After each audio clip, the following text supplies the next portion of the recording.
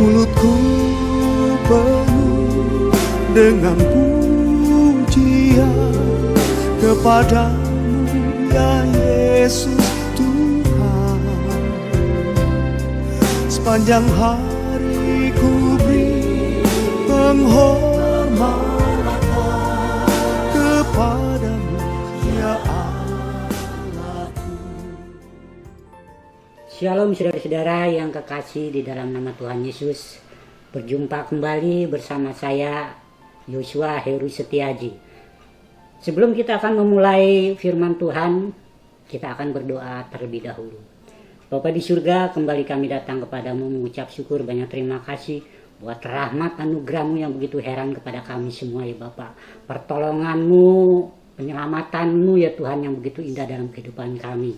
Pada kesempatan yang indah ini Tuhan, kami akan membawakan firman Tuhan. Biarlah firman Tuhan ini menjadi berkat bagi semua orang yang mendengarkan, yang menyaksikan akan firman Tuhan ini. Terima kasih Tuhan, hanya di dalam nama Tuhan Yesus kami sudah berdoa. Haleluya, amin. Saudara yang kasih dalam nama Tuhan, saya akan membawakan firman Tuhan yang bertemakan berita hari esok disiarkan hari ini. Saya akan memberikan satu pantun, karena pantun ini berkaitan dengan khotbah saya pada kesempatan yang indah ini. Saya akan bunyi pantun ini seperti ini. Jalan-jalan ke Taman Firdaus, jangan lupa beli jus. Kita akan dijauhi dari virus, karena hati kita melekat pada Roh Kudus. Biar kiranya firman Tuhan ini dapat memberkati kita semua. Saudara yang kasih dalam nama Tuhan, berita hari esok disiarkan hari ini. Terambil di dalam Amsal 27 ayat 1 yang berbunyi, jangan memuji diri karena esok hari, karena engkau tidak tahu apa yang akan terjadi hari itu. Saudara yang kasih dalam nama Tuhan, seringkali kita memuji akan hari esok. Saudara yang kasih dalam Tuhan, banyak orang yang mempunyai cita-cita tentang hari esok. Hari esok mau jadi apa ya? Hari esok saya punya cita-cita apa ya? Padahal itu sangat amat relevan akan firman Tuhan. Nah, perlu saudara ketahui bahwa firman Tuhan ini saya siapkan. Saya memang sudah merupakan kebiasaan saya, saudara ya. Kalau saya khotbah di gereja lokal saya akan file. Saya bikin file, kemudian saya bikin satu buku, kemudian saya clipping. Nah, khotbah saya ini saya buat kurang lebih 4-5 tahun yang lalu. Jadi sangat amat relevan firman Tuhan yang dibawakan pada kesempatan ini. Yang pertama, bahwa kita nggak perlu memuji akan hari esok. Banyak orang yang mempunyai cita-cita tentang hari esok, hari depan. Hari ini akan miskin, esok akan kaya. Mungkin saudara katakan, saya hari ini kok nggak punya apa-apa. Tapi saya yakin suatu saat saya akan kaya. Hari ini saya cuma tukang roti, mungkin besok saya punya pabrik roti. Nah, saudara yang kasih dalam nama Tuhan, ada satu warteg, saya pernah makan di warteg. Satu ketika warteg ini tulisannya, hari ini bayar, besok boleh ngutang. Pernah begitu ya saudara ya, menyaksikan gitu. Tulisan, hari ini bayar, besok ngutang. Esoknya lagi saya datang ke situ, hari ini bayar, besok boleh ngutang. Saya pikir, kapan boleh ngutangnya begitu. Nah, ini adalah satu satu cambuk untuk kita untuk menjadi hari esok jauh lebih baik. Nah, yang pertama begini saudara. Yang pertama adalah hari esok menimbulkan banyak kekhawatiran bagi manusia. Padahal saya mempersiapkan khotbah ini atau membuat khotbah ini adalah 5 tahun yang lalu. Begitu sangat relevan firman Tuhan sepanjang hidup. Selalu baru. Muncul penyakit yang sangat amat luar biasa. Padahal dulu saya nggak nulis di sini COVID-19, Corona, dan lain sebagainya. Tetapi begitu sangat amat relevan firman Tuhan ini. Jadi saya begitu salut dengan firman Tuhan. Nggak ada buku di dunia ini yang, wah buku ini bagus loh, buku ini sangat hebat loh. Saya kagum akan buku ini. Tapi saya lebih kagum dengan firman Tuhan. Firman Tuhan itu adalah sesuatu yang sangat amat luar biasa, relevan, selalu baru dan selalu baru. Seringkali kita banyak kekhawatiran, banyak kecemasan. Mungkin saudara di kantor ya, cemas. Waduh, jangan-jangan kedudukan saya ada anak baru nih, ya, ada orang baru nih lebih pintar dari saya. Oh, jangan-jangan kedudukan saya digeser, begitu saudara ya. Atau mungkin, waduh, jangan-jangan saya nih nanti dapat jodohnya seperti apa ya, jelek atau cantik, atau gemuk atau pendek dan lain sebagainya. Mulai kita cemas. Saudara, suatu ketika saya punya satu kesaksian begini. Saya kerja di salah satu, nggak perlu saya sebutkan perusahaan apa. Di situ ada satu perusahaan yang saya duduki cukup lumayan lah ya, HRD, cukup lumayan. Suatu ketika saya nggak punya pikiran, saudara, punya pikiran bahwa saya tuh mau jadi HRD di salah satu tempat tersebut, nggak punya pikiran. Tetapi apa saudara, satu ketika ada orang baru. Bukan orang baru sih sebenarnya, orang lama.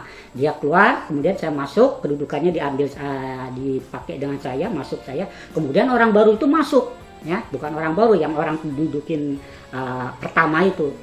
Ternyata sebulan, 2 bulan, 3 bulan, hampir 6 bulan, saudara ya. Ternyata orang ini mulai gesek-gesek ya, mulai kasak kusuk ya, berita yang nggak enak mengenai saya dan lain sebagainya. Akhirnya saya digeser, saudara.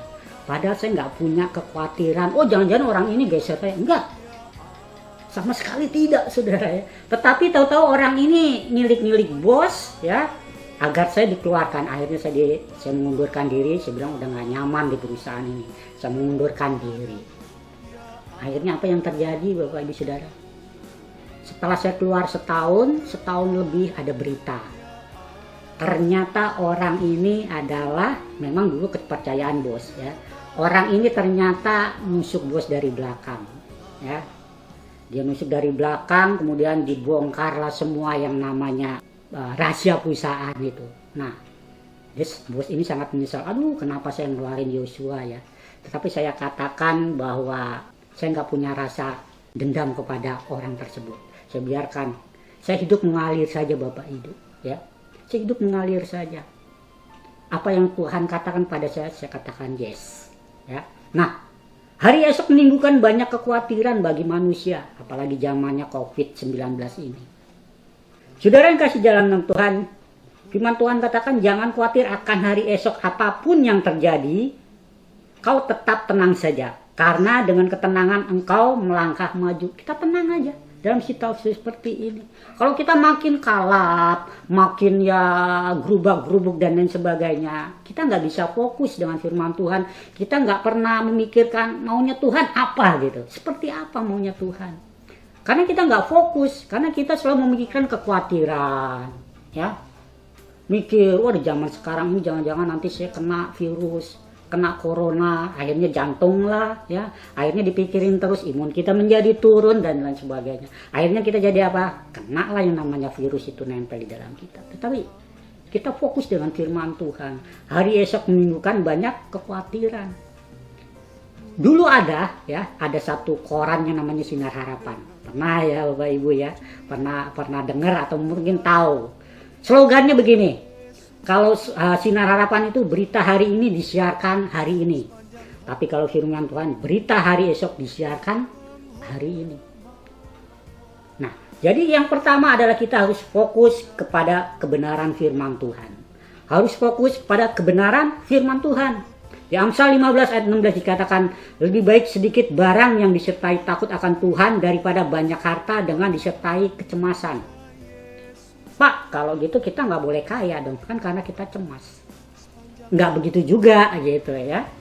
Nah artinya apa? Daripada banyak harta dengan sertai kecemasan. Ya. Artinya apa? Kita harus lebih dekat kepada Tuhan apapun yang terjadi di dalam masa ini. Yang kedua saudara, hari esok tidak diketahui oleh siapapun. Artinya apa Bapak Ibu?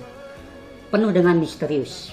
Penuh dengan misteri. Nggak ada yang tahu hari esok itu seperti apa. Kita bisa tahu hari ini karena ada orang yang melapor. Oh, hari ini di sana ada keributan.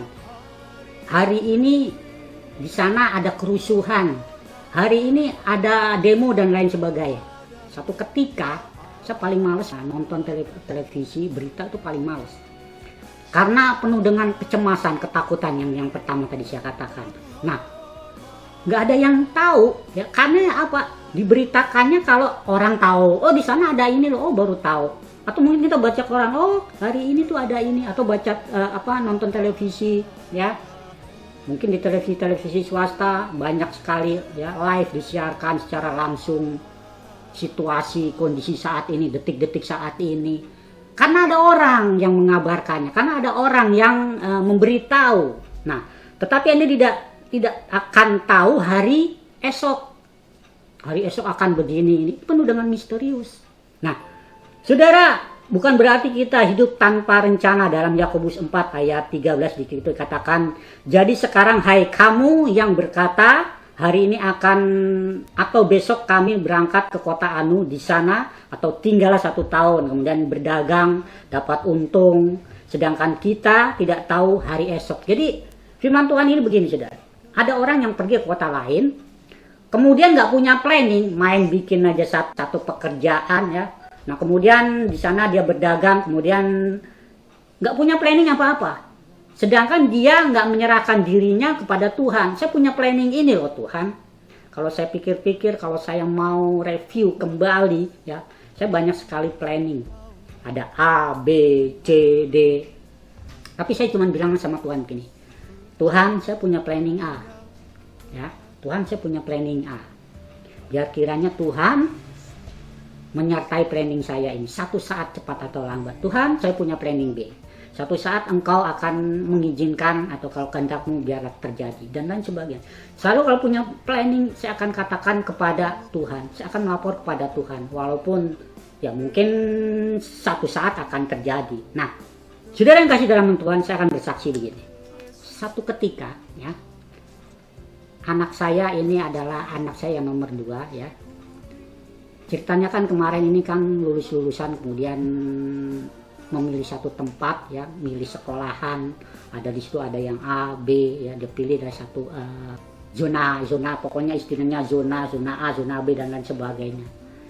Yang gelombang pertama anak saya nggak lulus, gelombang kedua juga nggak lulus, gelombang ketiga juga hampir nggak lulus, udah putus asa. Saya cuma bilang begini, Tuhan gimana sih Tuhan? Saya pelayan Tuhan ya. Saya rajin ke gereja dan lain sebagainya, nggak pernah absen dan lain sebagainya. Saya udah mulai komplain Bapak Ibu ya. Kemudian anak saya bilang yang nomor 1, Pak ini harus cepet-cepet nih sekolah di sekolah swasta.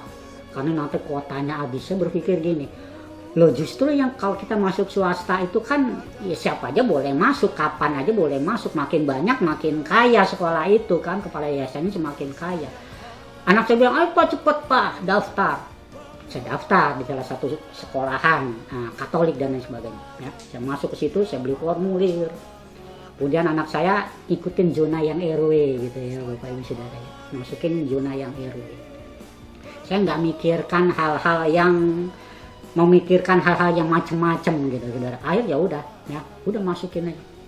Ternyata apa Bapak Ibu Saudara, di zona yang terakhir itu anak saya diterima dengan satu sekolah yang sangat favorit. Masuk di sekolah tersebut ada sangat mustahil gitu. Anak saya ini mungkin ya katakan menengah ke bawah ya IQ-nya, tapi karena pertolongan Tuhan anak saya bisa masuk. Tuhan menjawab doa saya tepat pada waktunya. Kemudian yang ketiga, yang terakhir, bahwa satu saat akan terjadi kegerakan yang sangat amat luar biasa. Hari esok akan diwarnai suatu kegerakan rohani secara besar-besaran. Tapi benar saudara, banyak sekarang kegerakan rohani, KKR di mana-mana, khususnya live streaming di mana-mana. Banyak orang yang bertobat, banyak orang yang diberkati melalui YouTube, melalui youtuber yang luar biasa yang diurapi Tuhan. Nah, dikatakan hari esok hati yang keras akan dilunakkan. Bosan dengan perkataan-perkataan dunia. Nah, akhirnya apa? Orang dengan perkataan dunia, ya. Bosan dengan kata-kata yang meninabobokan. Akhirnya mencarilah solusi rohani. Di dalam Yesaya 55 ayat 6 dikatakan, cari Tuhan selama ia berkenan ditemui, berserulah kepadanya selama ia dekat kepadamu. Amin buat firman Tuhan. Kita akan berdoa. Bapa di surga, terima kasih buat firman Tuhan yang sudah disampaikan. Biarlah firman Tuhan menguatkan kami semua, hamba-Mu penuh dengan kekurangan. Biarlah firman Tuhan-Mu Tuhan berbicara kepada setiap masing-masing kami ya Bapak. Terima kasih Tuhan, hanya di dalam nama Tuhan Yesus kami bisa berdoa dan mengucap syukur. Haleluya.